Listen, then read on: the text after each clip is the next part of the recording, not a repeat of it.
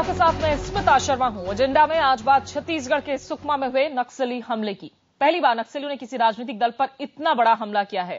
Chhattisgarh Congress party में बड़े नेताओं की एक पूरी कतार खत्म हो गई है।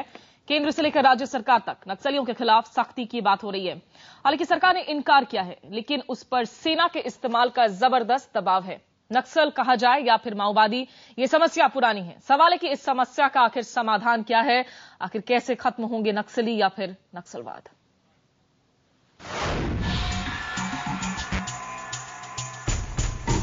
छत्तीसगढ़ में हुए नक्सली हमले ने दिल्ली तक को हिला दिया।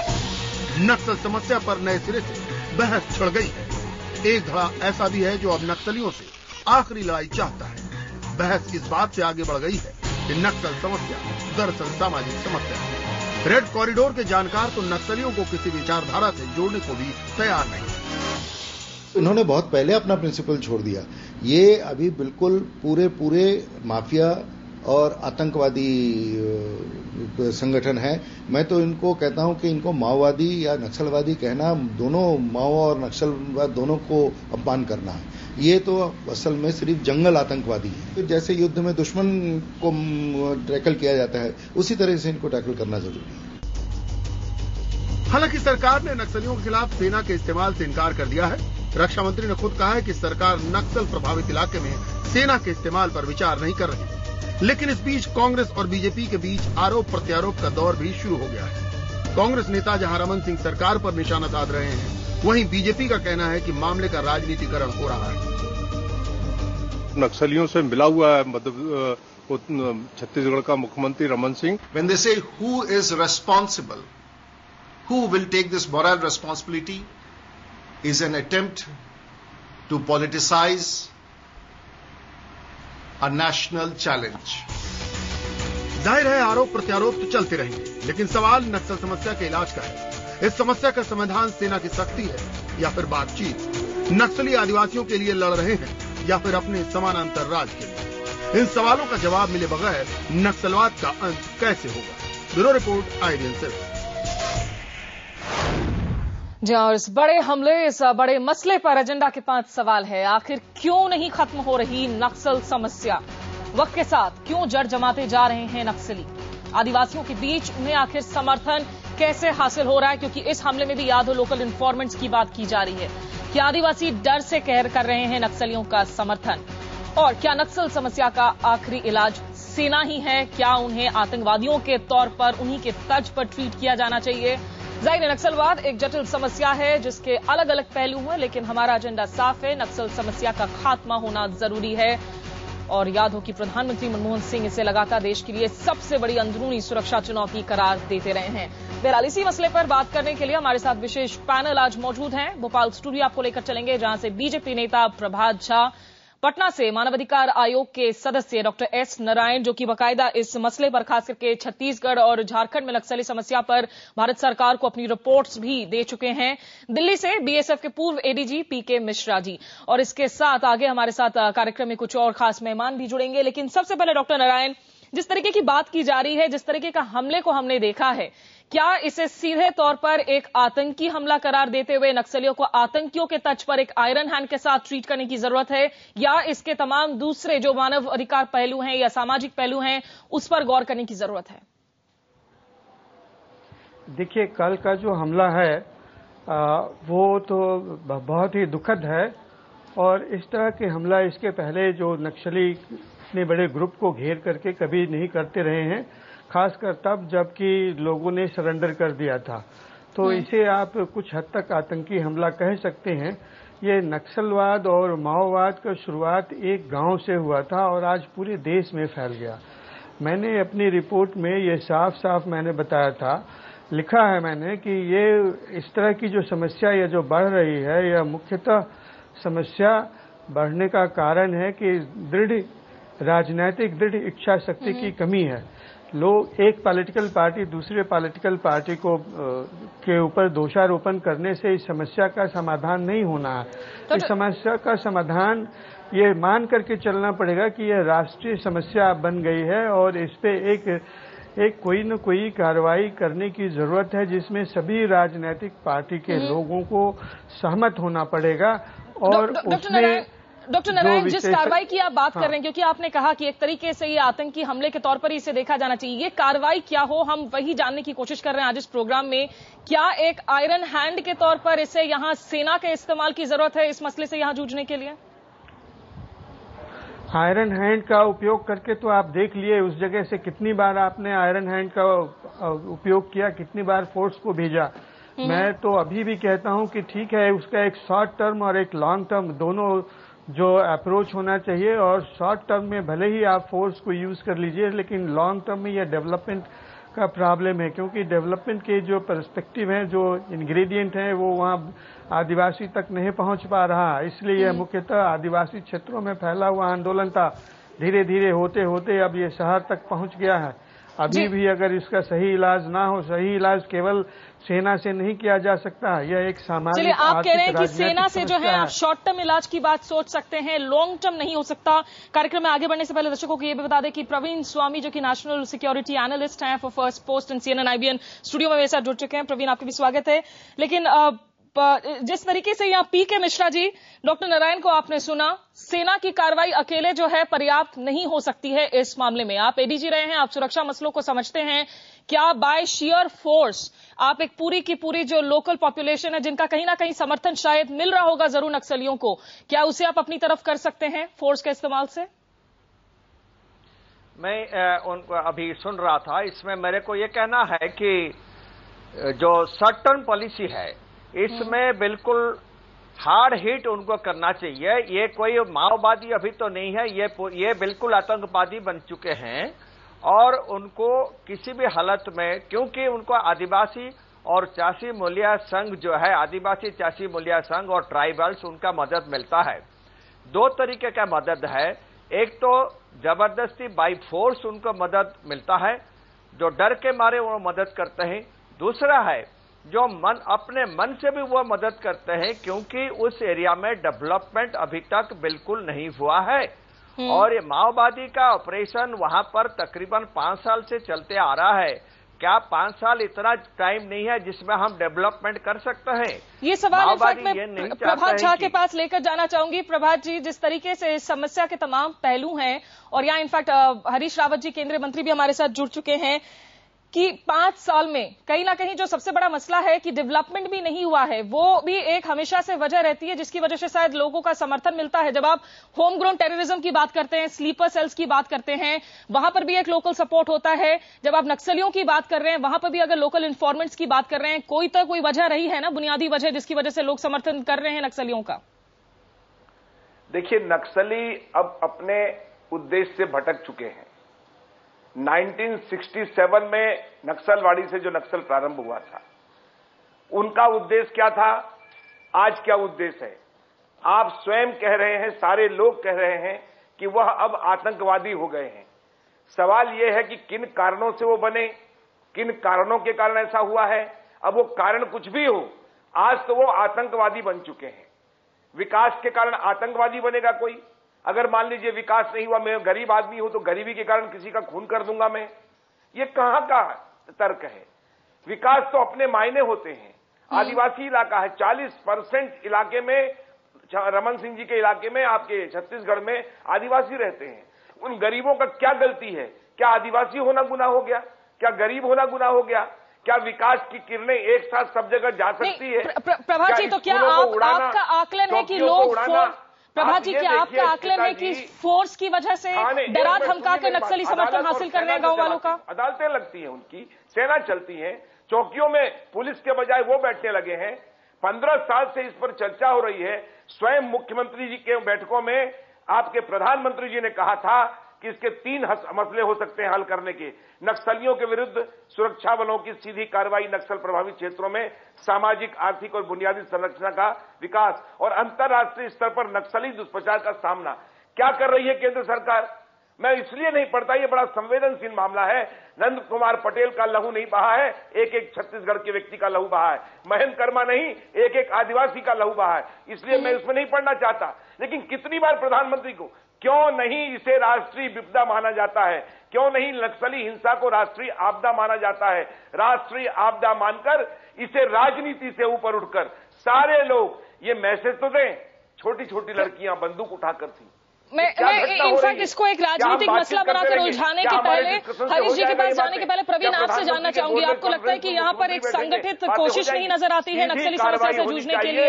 हमने स्टेट्स के साथ में वो ऑपरेशंस भी देखे थे वेस्ट बंगाल वगैरह में, जब चंद्रबाबू नायडू पर अटैक होता है, बुद्धदेव भट्टाचार्य पर अटैक होता है, कोऑर्डिनेटेड एक्शन की कमी है।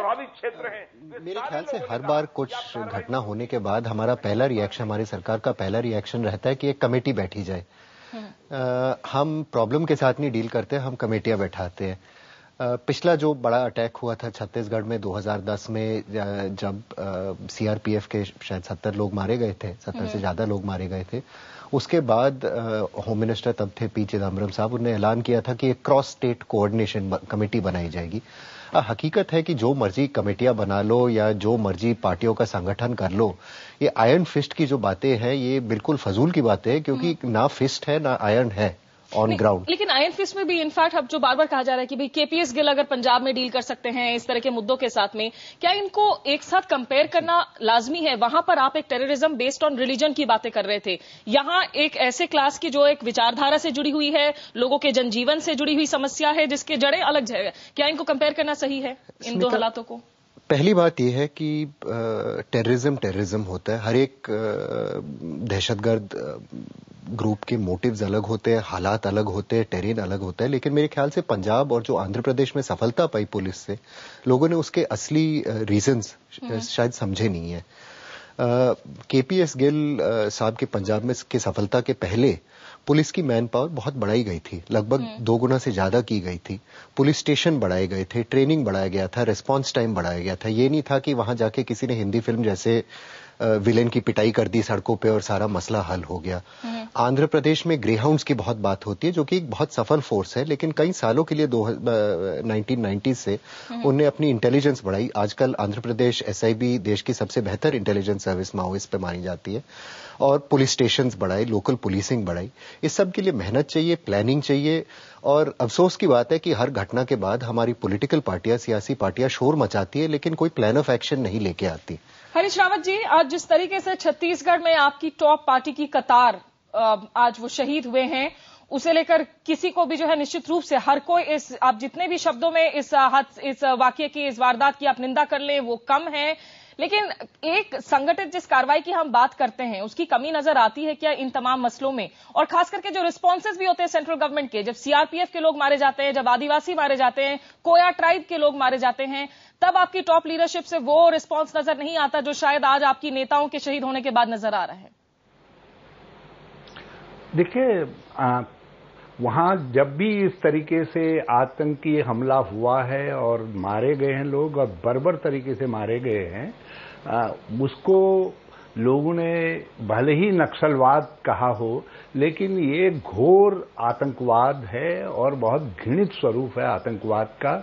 और इसको बहुत मजबूती के साथ एक कानून व्यवस्था की स्थिति और अंतर्राष्ट्रीय षड्यंत्र के रूप में उस देखा जाना चाहिए। और मुझे लगता है कि कुछ ताकतें संगठित तरीके से मदद करके इन तत्वों को प्रश्रय दे रही हैं और उसको वैचारिक आड़ दे करके, कभी मानवतावाद की आड़ दे करके प्रश्रय मिल रहा है। हम एक भ्रम में हैं कि सामाजिक आर्थिक विपन्नता से ये सब पैदा हुए।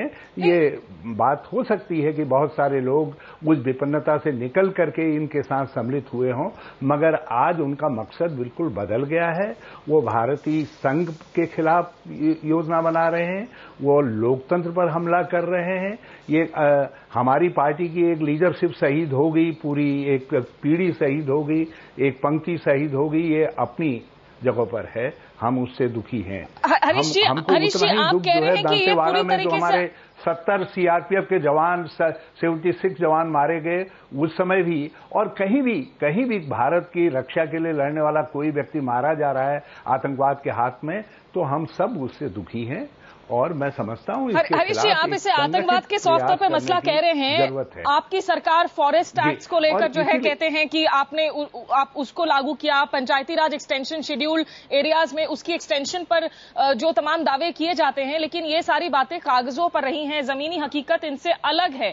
क्या इन्हें आप एक मसला नहीं देखते, वजह नहीं देखते जब आप ट्राइबल फोर्सेस की अपरूटिंग की बात करते हैं? देखिए, जमीनी हालात में भी थोड़ा परिवर्तन आया है, बड़ा परिवर्तन नहीं आया, मगर परिवर्तन आया है, कुछ ऐसा नहीं है। और जितने इनिशिएटिव लिए गए यहां से लेकर के स्किल डेवलपमेंट तक के, रिक्रूटमेंट तक के, आदि उन सब का असर दिखाई दिया है। मगर जिस तरीके से एक संगठित आतंकवाद के रूप में नक्सलवाद पनप रहा है, उसको देख करके बिल्कुल अब ये सुनिश्चित हो चुका है कि जब तक हम एनसीटीसी जैसी किसी संस्था का गठन नहीं करेंगे, जिससे एक परफेक्ट कोऑर्डिनेशन पैदा किया जा सके इंटेलिजेंस इनपुट से लेकर के ऑपरेशन तक में, जब तक कमांड से लेकर के एजुकेशन वाली कमांड तक में एक तारतम्य नहीं होगा, इसका मुकाबला करना कठिन हो जाएगा। हरीश जी, अब जो आप इंडिकेट कर रहे हैं कि एनसीटीसी को चूंकि बीजेपी शासित राज्यों का समर्थन नहीं होता है, इस मामले को फिर सियासी रंग देने की कोशिश की जा रही है। लेकिन डॉक्टर नारायण, ये जो आप तमाम तर्क सुन रहे हैं, यहां पर आतंकवाद के तौर पर इसे देखने की बात की जा रही है। हम बार बार कह रहे हैं कि हम इस हिंसा की पूरी तरीके से निंदा करते हैं, लेकिन सामाजिक पहलू, क्या आपको लगता है कि सही में डेवलपमेंट हुआ है? ये फॉरेस्ट राइट्स का कोई मसला नहीं है, ये ट्राइबल्स की जिंदगी का कोई मसला नहीं है, सिर्फ डरा धमकाकर स्थानीय लोगों का समर्थन ले रहे हैं नक्सली? देखिए, मैंने प्रारंभ में ही कहा कि यह एक विकास का मसला है, इस पे आपको इसको समझना पड़ेगा। 64 साल के बाद भी आप कोई पंचायती राज एक्ट वहां लागू सही मायने में नहीं हुआ है। स्वास्थ्य की सेवाएं जो आप करते हैं वो सुदूर आदिवासी क्षेत्रों में लागू नहीं हुआ है, मिलता नहीं है। पानी भी जो वो पीते हैं वो तालाब के गंदे पानी पीते हैं, उनको पीने के लिए स्वच्छ पानी भी नहीं देते हैं।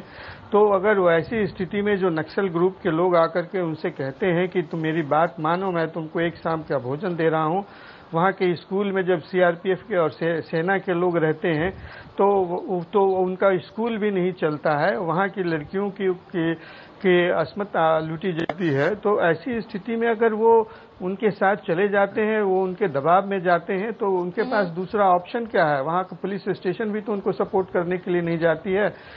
अगर पुलिस जाती भी है तो वो भी उनसे वही उनके भी मुर्गे और बर्तन उठा के ले आती है।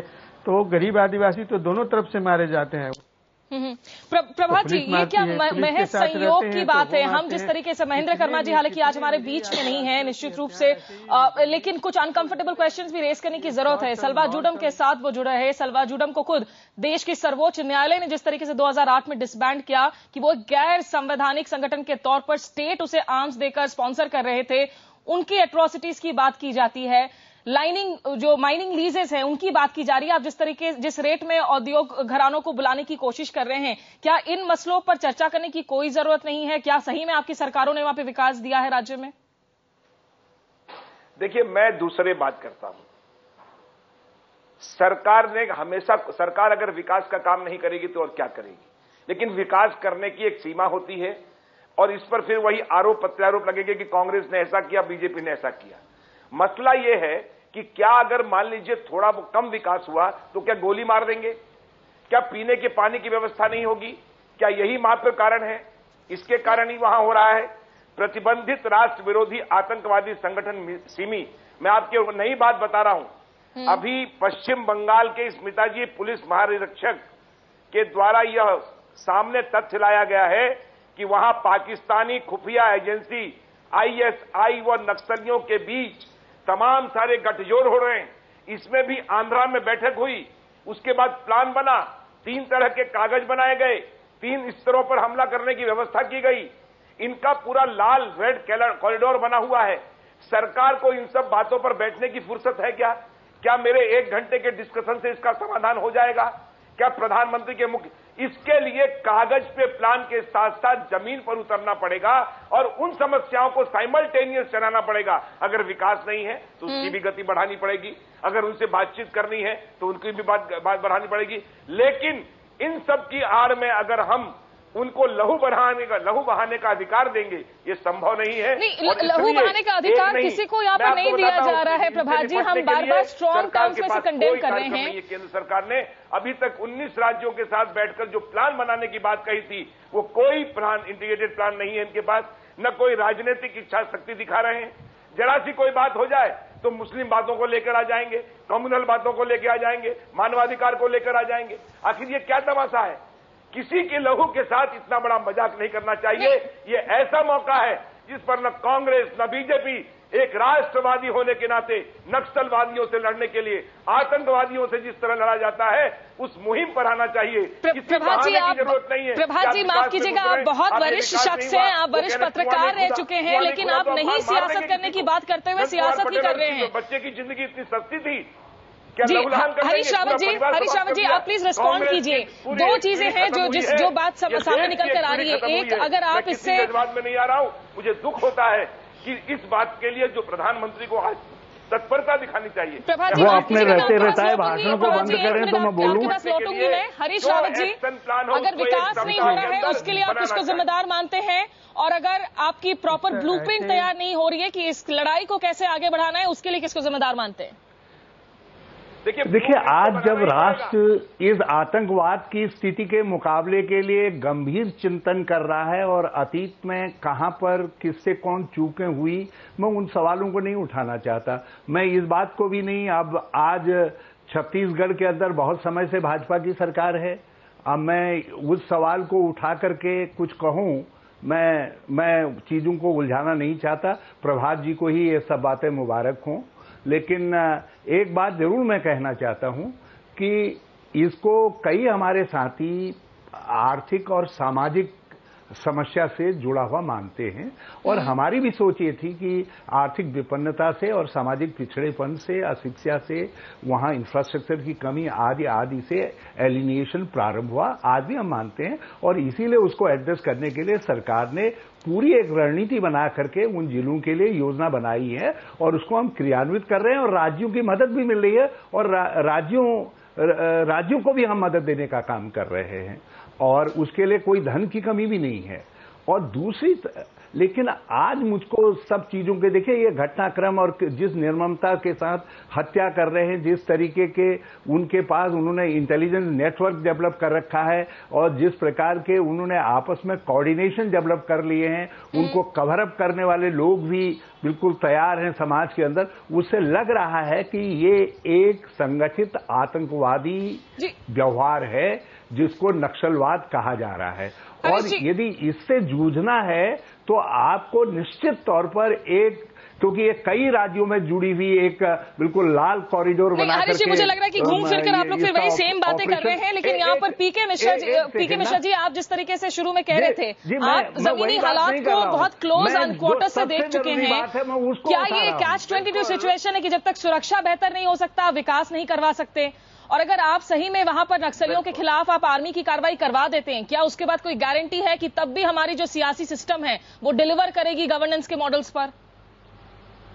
बिल्कुल। मैं अभी मालकानगिरी और कोरापुट, बालीमला, ये जगह अभी ओडिशा का जो नक्सल अफेक्टेड एरिया उसको घूम करके आया हूं, और जहां तक खबर भी मिला है, मैं इसमें सत्यता नहीं कर रहा हूं, ये जो इंसिडेंट हुआ सैटरडे को, शायद तुलसी डोगरी रोड पर ये जो नक्सलाइट्स लोग शायद इन्होंने छत्तीसगढ़ छोड़ करके मलकानगिरी एरिया में जा चुके होंगे, ओडिशा एरिया में, क्योंकि ये सब अपने एक से दूसरे तक जड़ित है।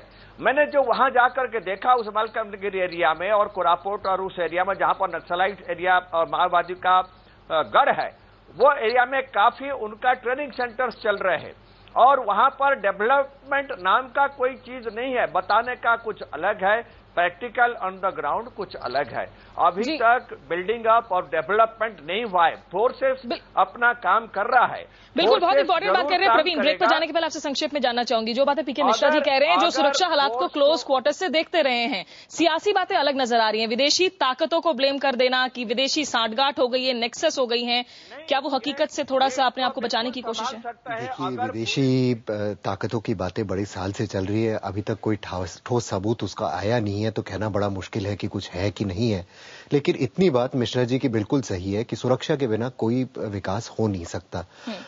हकीकत यह है कि जब हम 1000 करोड़ खर्च करते हैं सड़कों पे, तो फिलहाल हालत यह है कि 500 करोड़ नक्सली खा जाते हैं, 300 करोड़ वहां के नेता खा जाते हैं, और 100 करोड़ का जाके काम होता है तो गनीमत है। लेकिन आर्मी एक्शन के बाद क्या पॉलिटिकल सिस्टम डिलीवर करेगा, वो सवाल भी तो बना रहता है। आर्मी को भेज दो या किसी को भी भेज दो, हकीकत यह है कि जब तक लोकल सिस्टम फंक्शनल नहीं होता तो कोई फर्क नहीं आएगा। और लोकल सिस्टम इसलिए